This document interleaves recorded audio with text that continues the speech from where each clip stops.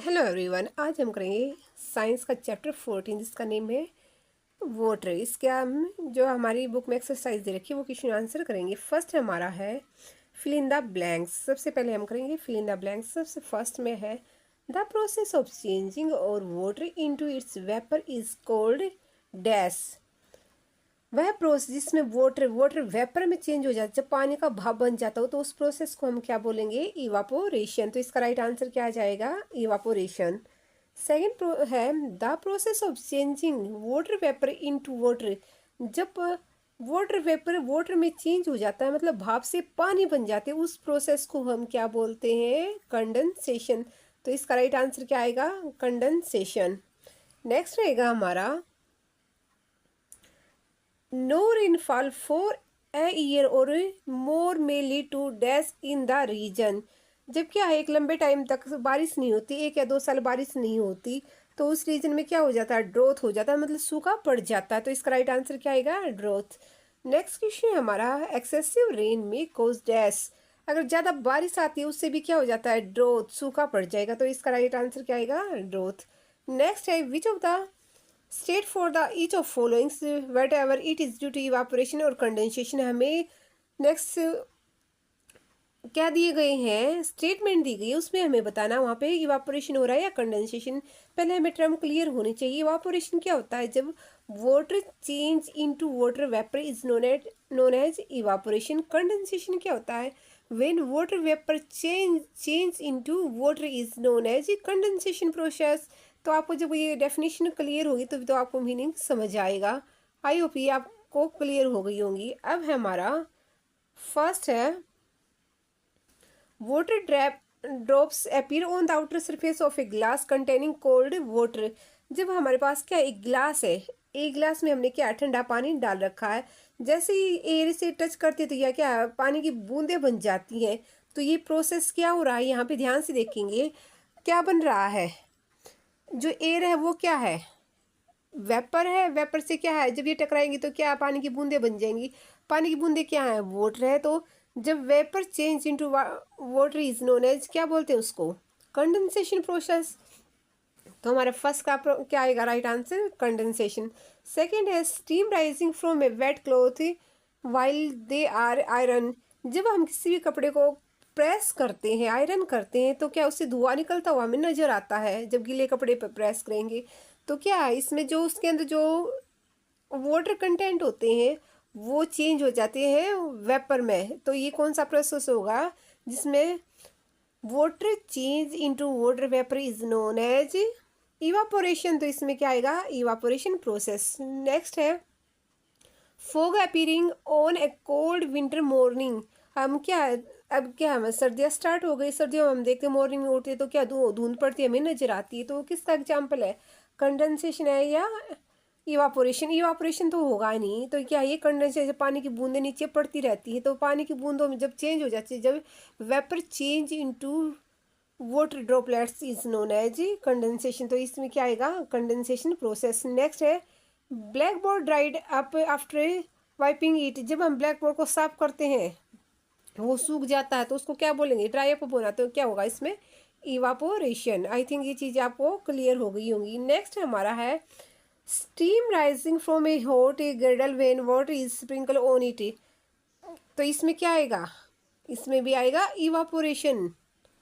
तो देखेंगे हमारा फर्स्ट है कंडेंसेशन, सेकंड में इवापोरेशन, थर्ड में कंडेंसेशन, डी में भी इवापोरेशन, ई में भी इवापोरेशन। आई थिंक ये चीज़ें क्लियर हो गई होंगी। नेक्स्ट हमारा थर्ड क्वेश्चन है विच ऑफ फ्लोइंग्स, एक second, which of following statement are true. कौन सी इनमें से स्टेटमेंट है दे रखी है, कौन सी ट्रू है कौन सी फॉल्स, हमें आइडेंटिफाई करना है। फर्स्ट हमारे है water vapour is present in air during the monsoon season. क्या है, जो मॉनसून होती है, बारिश का मौसम होता है, उसी टाइम हमारे एयर में वाटर वेपर प्रेजेंट होता है? नो। तो क्या ये फॉल्स स्टेटमेंट है? वो हर एक टाइम पर प्रेजेंट होती है, कभी ज़्यादा होती है वो कभी कम होती है।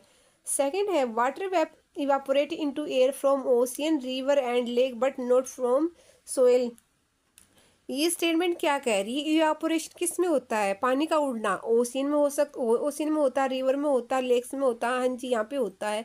हमने देखा था जब हमने वाटर साइकिल की थी, ओशियन ने, रिवर और लेक में क्या है, पानी इवापोरेट हो रहा था, उड़ रहा था, but not from soil, soil में नहीं होता। नहीं भाई, ये तो गलत स्टेटमेंट। क्यों? आप क्या है, मिट्टी को गीली करके रख देना, कुछ टाइम के बाद आप देखोगे या 2-4 दिन के बाद देखोगे, जो हमारी सोइल है वो क्या है, ड्राई हो जाती है, सूख जाती है, उसमें जो वाटर था वो क्या हो जाता है, इवापोरेट। तो ये क्या है, फॉल्स स्टेटमेंट है। नेक्स्ट हम देखते हैं, थर्ड सी है, the process of water changing into its vapour is called evaporation. जब वाटर किस में चेंज हो जाता है, इट्स वेपर, भाप में चेंज होता है, इसको भी इवापोरेशन कहते हैं। बिल्कुल राइट ही स्टेटमेंट है। जब water change into water vapour is known है evaporation. Evaporation of water take place only in sunlight.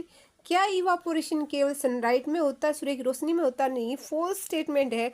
कुछ चीज़ें हम क्या, कपड़ों को अगर अंदर भी सुखा देते हैं तो वो सूख जाते हैं, क्यों? वहाँ इवापोरेशन तो वहाँ भी हो रहा है, लेकिन जो सनलाइट की, जो डायरेक्ट सनलाइट में हम करते हैं वहाँ पे ये प्रोसेस जल्दी होता है, स्पीडली होता है। लेकिन चाहे में ये थोड़ी, इसका जो स्पीड है वो स्लो हो जाती है, लेकिन वहाँ भी होता है। ये हम देखेंगे, water vapour condense to form tiny water droplets of water in the upper layer of the in upper layers of air where it is cooler. Yes, क्या है, ये ट्रू स्टेटमेंट है। जब क्या है, जो वाटर वेपर होते हैं, जो भाप होते हैं, कंडेंस हो जाते हैं पानी की बूंदों में इन द अपर लेयर। क्यों? क्योंकि जब हमने क्लाउड्स की फॉर्मेशन कैसे होती है हमने चैप्टर में पढ़ा था। जब क्लाउड की फॉर्मेशन होती है, क्या है, पानी की जो भाप है ऊपर उड़ के जाती है, जैसे वो ऊपर उस एरिया में जाते तो क्या है, ठंडक हो जाती है, और जो भाप है वो पानी की बूंदों में चेंज हो जाता है। ये बिल्कुल ट्रू स्टेटमेंट है। हमारा नेक्स्ट है, ये हमारे क्या था, फर्स्ट फोर्स था, सेकेंड फोर्स था, थर्ड ट्रू था, डी फोर्स था, और ये लास्ट हमने किया था जो क्लाउड फॉर्मेशन हो रही थी वो भी ट्रू स्टेटमेंट थी। अब फोर्थ क्वेश्चन हम करते हैं। फोर्थ क्वेश्चन में क्या दिया गया है, suppose you want to dry your school uniform quickly. अगर आप अपने यूनिफॉर्म को, स्कूल की यूनिफॉर्म को जल्दी से सुखाना चाहते हो, would spreading it near on angithi और heater help, if yes how. अगर आप क्या है, अगर हीटर के सामने रखते हुए, अंगीठी के ऊपर रखते हो, उसके आसपास रखते हो, तो वो जल्दी सूख जाती है। ऐसा क्यों होता भाई? क्योंकि सभी को पता है जो हीटर है या अंगीठी है उसमें से क्या हीट निकल रही होती है, गर्मी निकल रही है। जितनी ज़्यादा गर्मी होगी उतना रेट ऑफ इवापोरेशन ज़्यादा होगा। ठीक है, हीट या temperature directly proportional to evaporation. अब जितनी ज़्यादा हीट होगी उसमें जितना वाटर हमारे कपड़ों में, जितना ज़्यादा पानी की कंटेंट या मॉइस्चर है प्रेजेंट, वो हमारे हवा में उड़ जाएगा, उतनी जल्दी हमारे कपड़े सूख जाएंगे। अब आंसर देखते हैं, spreading it near heater or अंगीठी will help because due to the more heat around evaporation will be faster। अंगीठी हमें क्या देती है, हीट देती है। अगर ज़्यादा हीट होगी तो ज़्यादा इवापोरेशन होगा, इवापोरेशन ज़्यादा होगा तो हमारे कपड़े क्या है, जल्दी सूख जाएंगे। बिल्कुल सिंपल है। नेक्स्ट क्वेश्चन हम करते हैं, take out a cooler bottle of water from the refrigerator, keep it on a table, after some time you notice a puddles of water around it, why।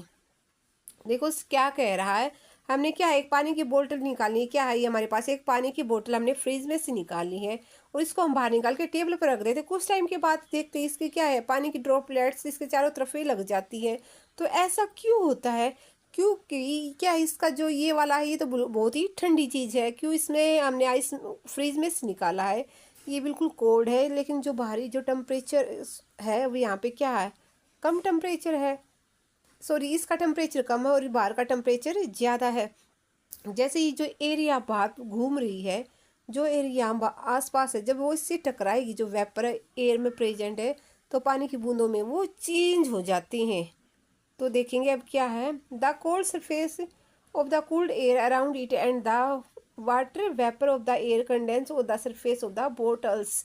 क्योंकि जो पानी, जो बाहरी एयर है वो क्या है, घूमती रहती है, उसमें क्या है, एयर मोस्ट कंटेंट प्रेजेंट होते हैं, वाटर के कंटेंट प्रेजेंट होते हैं। जैसे वो ठंडी चीज़ों से टकराएगी तो क्या है, पानी की बूंदों में चेंज हो जाती है।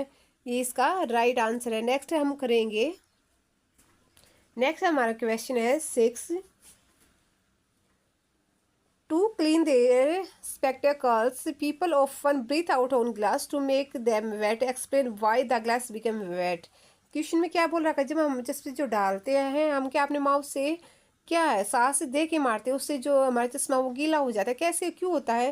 क्योंकि हमारे माउथ से जब हम बाहर निकालते हैं तो उसमें क्या है, क्या प्रेजेंट होते हैं, वाटर कंटेंट प्रेजेंट होता है जो हमारी ग्लास पे टकराएगा तो उस पर लग जाएगा। तो राइट आंसर क्या होगा? The most air coming out from the mouth condense on glass to make glass is wet, जिसके कारण जो ग्लास है वो वेट हो जाता है। जब हम फूंक मारते हैं तो उसमें क्या है, वाटर भी प्रेजेंट होता है, सीधा वो हमारी ग्लास से टकराएगा और वाटर में चेंज हो जाएगा, जिससे हमारा जो चश्मा वो गीला हो जाता है। नेक्स्ट क्वेश्चन है हमारा 7th। How are clouds forms? जो क्लाउड्स हैं बादल कैसे बनते हैं सभी को पता है, मैंने आपको एक वीडियो बनाई थी। ये लगा लो हमारे यहाँ पे क्या है, वाटर बॉडीज प्रेजेंट है। यहाँ पे क्या है, ये वाटर बॉडीज प्रेजेंट, पानी प्रेजेंट है। जैसे इसके ऊपर सनलाइट गिरती है तो इनका जो पानी है भाप बन के ऊपर उड़ जाता है, पानी से भाप में चेंज होगा। ऊपर जो भाप बन के उड़ता है तो ऊपर क्या टेम्परेचर लो हो जाता है और ये भाप पानी में चेंज हो जाता है। किस में चेंज होएगा?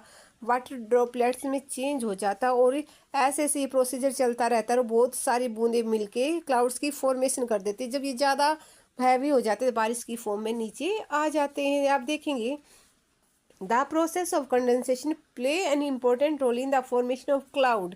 कंडेंसेशन प्रोसेस क्या होता है, जब पानी से भाप बन के ऊपर उड़ जाता है, भाप बन के ऊपर जो भाप है वो किस में, पानी की बूंदों में बदल जाता है। भाप का पानी की बूंदों में बदलना ही कंडेंसेशन प्रोसेस कहलाता है। As water vapour goes higher from the surface of earth it get cooler. जैसे ही ऊपर जाएगा अर्थ के सरफेस से, वहाँ पे क्या ठंडक होती है। Where the air move up, it is cooler and cooler. At sufficient height, the air becomes so cool that water.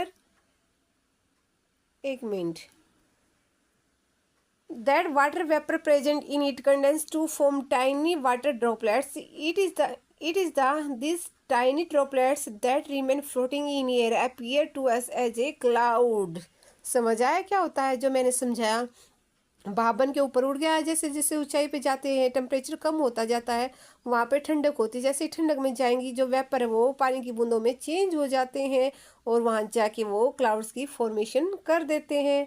Next हमारा क्वेश्चन है 8th। वेन डज एड्रोथ अकर? जो सूखा कब गिरता है? सभी को पता सूखा कब गिरता है, जब एक लंबे टाइम तक बारिश नहीं आती, उसी को क्या बोलते हैं, हम सूखा बोलते हैं। If it does not rain for 1 or 2 years, जब 1 साल या 2 साल लगातार बारिश नहीं होती, the soil continuous to loss water by evaporation and transpiration. लेकिन क्या है, इवापोरेशन प्रोसेस तो कॉन्टिन्यूस प्रोसेस ही होता रहेगा, ठीक है। इवापोरेशन पानी जो जहाँ प्रेजेंट होता है वो हवा भाप बन के ऊपर उड़ जाएगा। ट्रांसपिरेशन क्या होता है, जो प्लांट्स में होता है। ट्रांसपिरेशन में जो प्लांट जो के पास जो वाटर होता है वो लीफ के थ्रू, स्टेम के थ्रू हवा में उड़ जाता है, उसी को हम बोलते हैं transpiration. Since it is not being brought back by rain the soil become dry. लेकिन जो नेचुरल होता है वो क्या होता है, जैसे इवापोरेट हुआ ऊपर जाके वो क्या है, बादल बन जाएगी, फिर बारिश आ जाती है। लेकिन जब बारिश नहीं होती तो वो जो पानी है वो वापस हमारे अर्थ पर नहीं आता, जिससे क्या हमारी जो मिट्टी होती है, सोइल होती है, वो ड्राई हो जाती है। द लेवल ऑफ वो water in the ponds and the wells of a region goes down, और पानी का लेवल कम हो जाता है। सम ऑफ देम में इवन ड्राई अप, कुछ तो क्या बिल्कुल सूख जाते हैं। द ग्राउंड वाटर में आल्सो बिकम स्कार, जो ग्राउंड का जो वाटर है उसका लेवल वो बिल्कुल नीचे चला जाता है, जिससे मे लीड टू ड्रोथ, जिससे क्या है, सूखा गिर जाता है। जब पानी की कमी हो जाती है उसकी वजह से सूखा पड़ जाता है। आई होप आप सभी को समझ आई होगी। अगर वीडियो पसंद आए तो लाइक शेयर सब्सक्राइब जरूर कीजिएगा। Bye bye.